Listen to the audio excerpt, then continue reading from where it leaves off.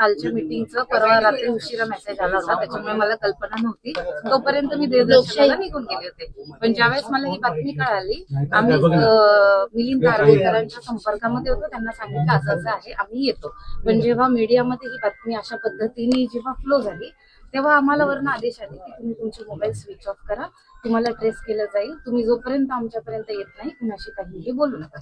म्हणून मी त्यांचा आदेश. कोणत्या देवाच्या पाया पडायला गेले होते तुम्ही? तुळजापूर.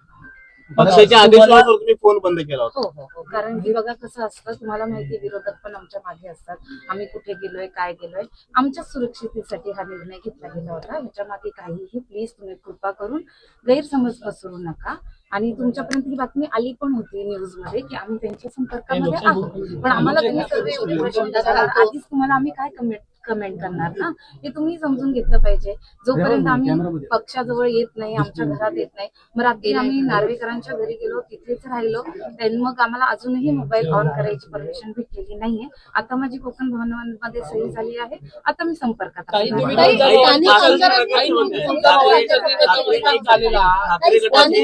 तुमचं घर सोडून थेट नार्वेकरांच्या घरी जाण्याने सगळ्यांच्याच भुवया उंचावल्या गेल्या होत्या. ठीक आहे ना, उंचावल्या गेली तरी नार्वेकर माझ्याच पक्षातले आहेत, तर माझ्या सुरक्षिततेसाठी केलंय त्यांनी हे.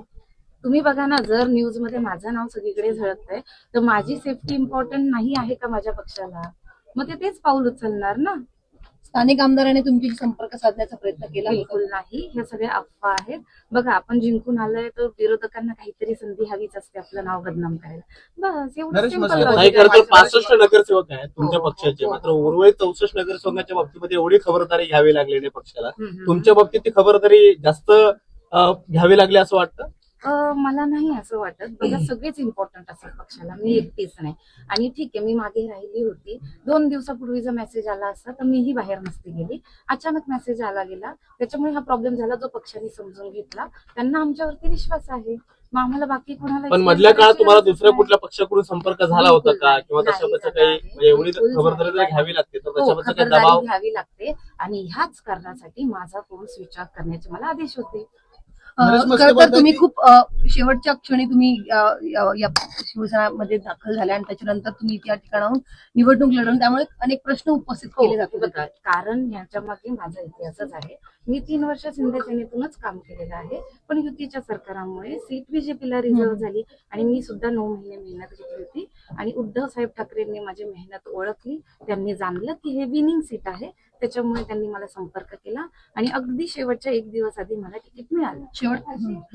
फॉर्म भरायची जी लास्ट डेट होती त्याच्या शेवटपर्यंत उद्धव ठाकरे यांच्यासोबत जाणार नाहीये. बघा, एक गोष्ट सांगते, मी काल जरी नाही आले तरी आपल्याकडे 1 महिना अवकाश असतो इथे येऊन प्रोसिजर पूर्ण करायला.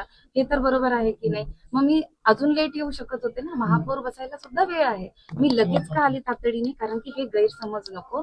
आणि मला असं वाटतं की माझ्या पक्षाला ह्याच्यासाठी माझ्याबद्दल कोणाला एक्सप्लेनेशन द्यायला नको. Bureau report HN network.